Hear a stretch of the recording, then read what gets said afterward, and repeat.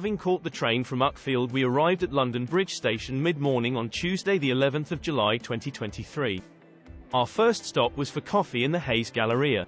Hayes Galleria is a mixed-use building in the London Borough of Southwark situated on the south bank of the River Thames, featuring offices, restaurants, shops, and flats. Originally a warehouse and associated wharf for the Port of London, it was redeveloped in the 1980s.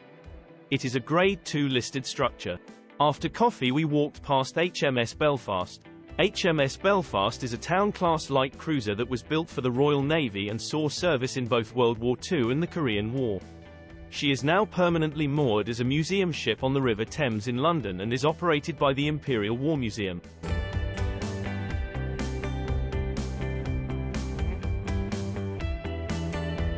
We continued along the Queen's Walk, towards Tower Bridge. Both the walk and the bridge were busy with tourists of many nationalities.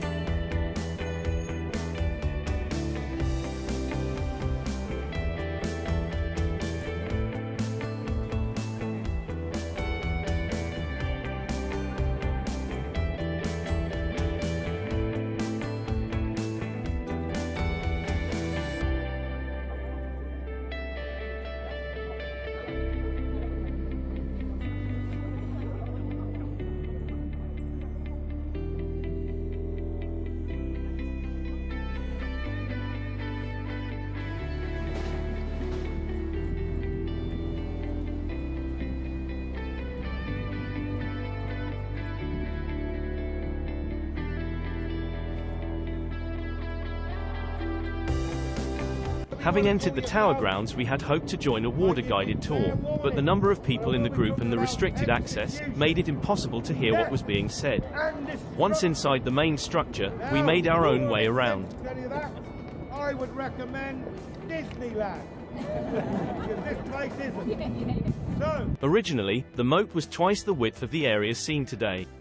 The middle tower stood at the center of the moat, which was up to 30 feet lower than the ground surface seen today.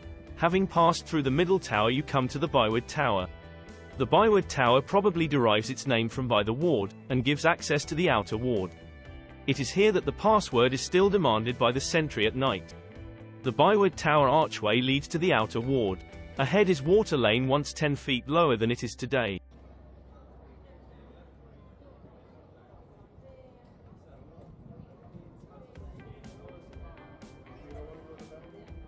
Traitor Gate was a watergate, originally simply called the Watergate, beneath St. Thomas's Tower at the Tower of London.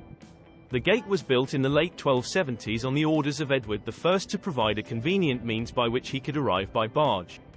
Over the following centuries, as the Tower of London became increasingly a prison for state enemies accused of treason, it acquired its current name of Traitor's Gate, because of the number of prisoners accused of treason which are passed through.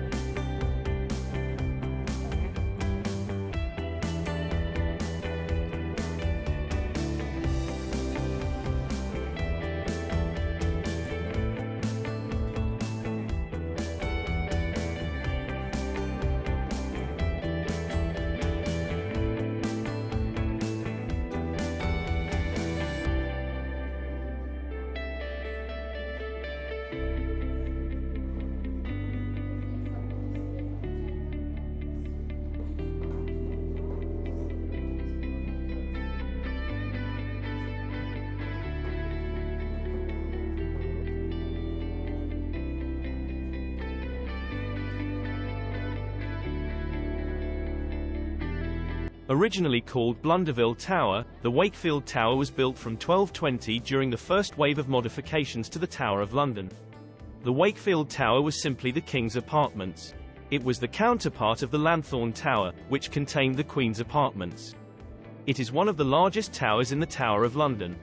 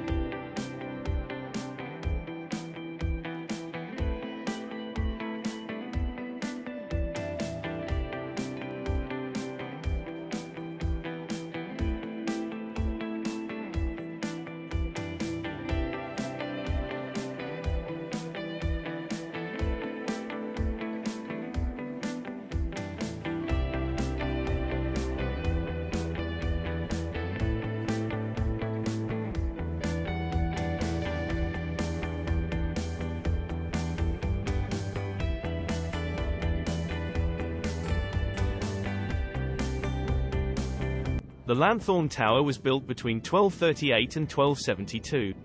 It was commissioned by Henry III. It is one of the many towers that were built at that time, towers serving as defense to the White Tower that was given a rampart. The Lanthorn Tower served as a royal apartment for the Queen.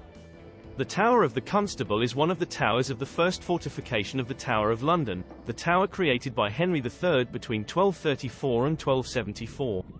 These great works were intended to transform the dungeon, properly protected but simply, into an impregnable fortress.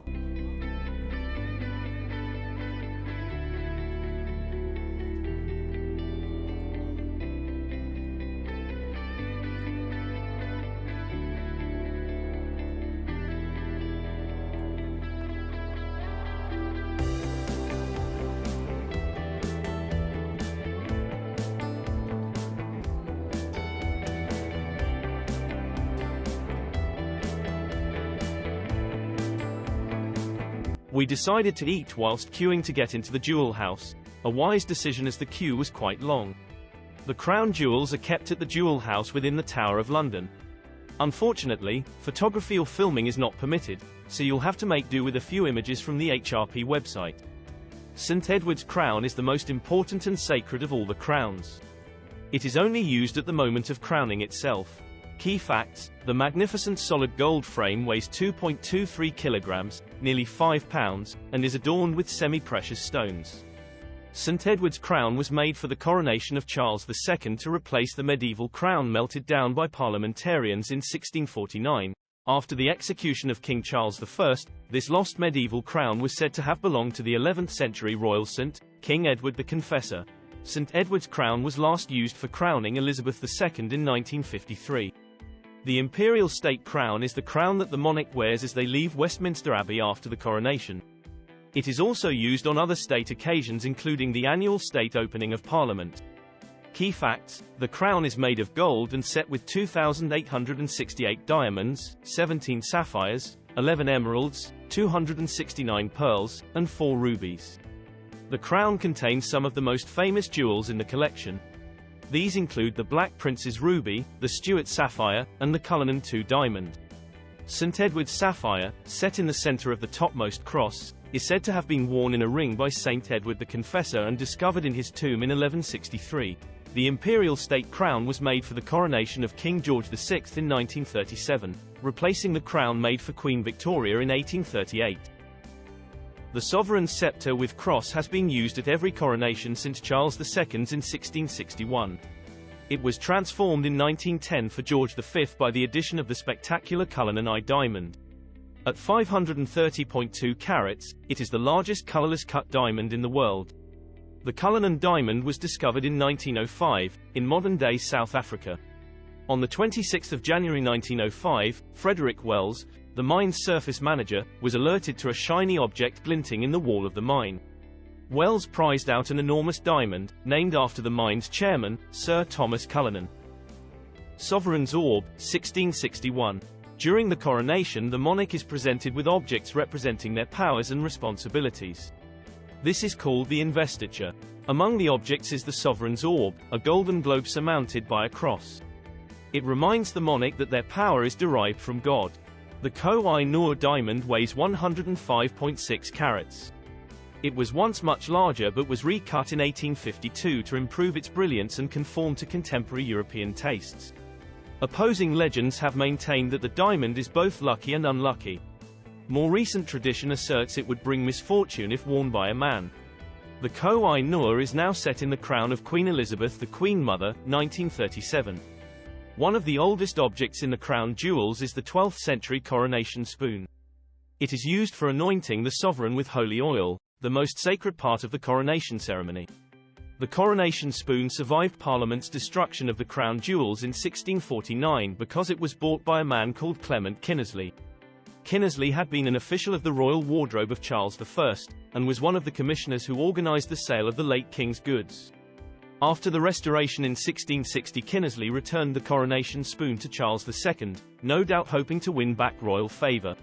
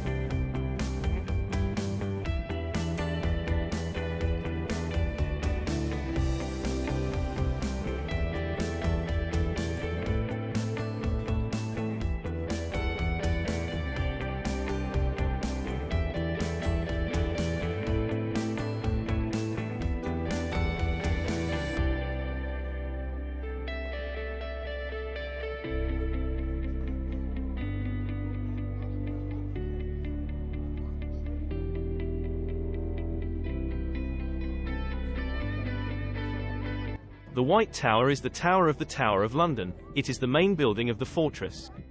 It is also the very first building that was built for this place, between 1078 and 1100, but at the time it was built of wood, as was done at that time. It must be said that the techniques for building stone were not yet acquired. It was William the Conqueror who was at the origin of it.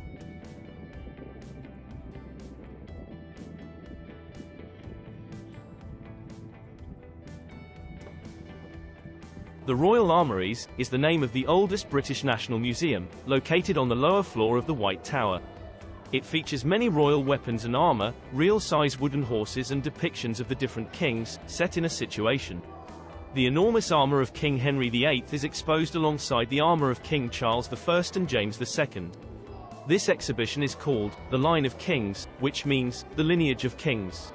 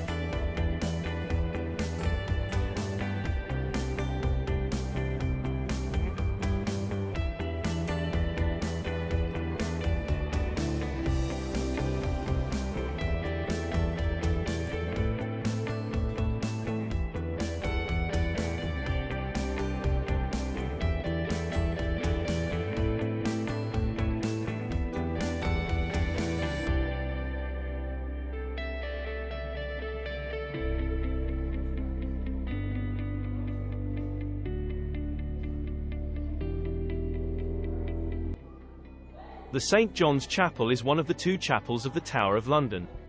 It is the medieval chapel. It is integrated into the White Tower. It is an integral part of its plan. It is a chapel with a rectangular nave ending in a semicircular apse which emerges on the outer part. Moreover, the fact that the apse exits above the walls of the cellar proves that it was built later. It is therefore a subsequent modification to the construction of the White Tower. This chapel is very pretty. It is surrounded by heavy massive pillars, but the spacing gives an air impression. For a place inside a dungeon, it can be said that the effect is successful. The altar is made with the same stones as the walls. It was precisely by doing work on the St. Jean Chapel that in 1674 the skeletons of two children were discovered in the White Tower during the demolition of a staircase. They were contained in a wooden box, buried 3 meters below the ground. These bones are supposed to be the remains of the princes of the Tower, Edward V and his brother Richard, the Duke of York. At the order of Charles II they were buried 4 years later in the Abbey of Westminster. A monument designed by Sir Christopher Wren now marks the supposed place of rest of these princes.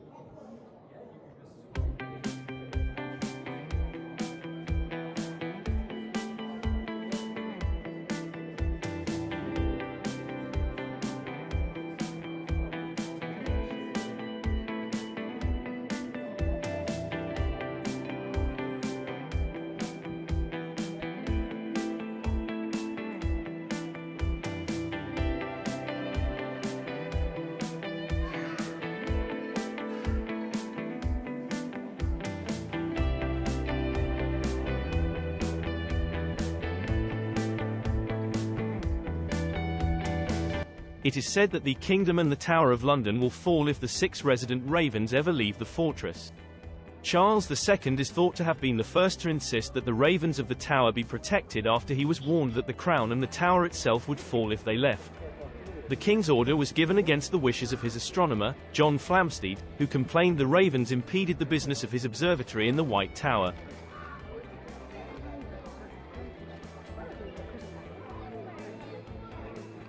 After our tour of the tower, we walked back to the south bank of the river and made our way to Southwark Cathedral, passing through Borough Market.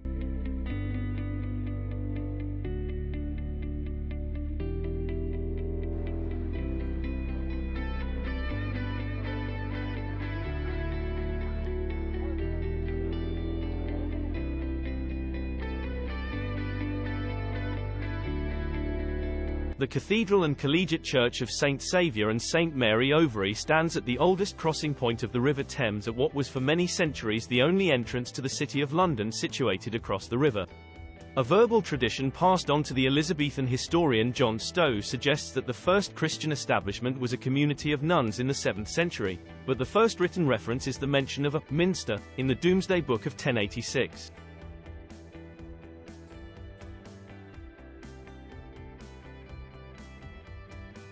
In 1106 the church was refounded by 2 Norman knights as a priory, whose members lived according to the rule of St. Augustine of Hippo. The church was dedicated to St. Mary and later known as St. Mary Overy, over the river. The Augustinian canons created a hospital alongside the church. This was the direct predecessor of today's St. Thomas's Hospital opposite the Houses of Parliament and originally named in honour of St. Thomas Becket, who was martyred at Canterbury in 1170. At the dissolution of the monasteries in 1539, the last 6 canons were pensioned off, although they continued to live in buildings north of the church. The church itself became the property of King Henry VIII, who rented it to the congregation. It was renamed St. Saviour's, though the old name remained in popular usage for many years.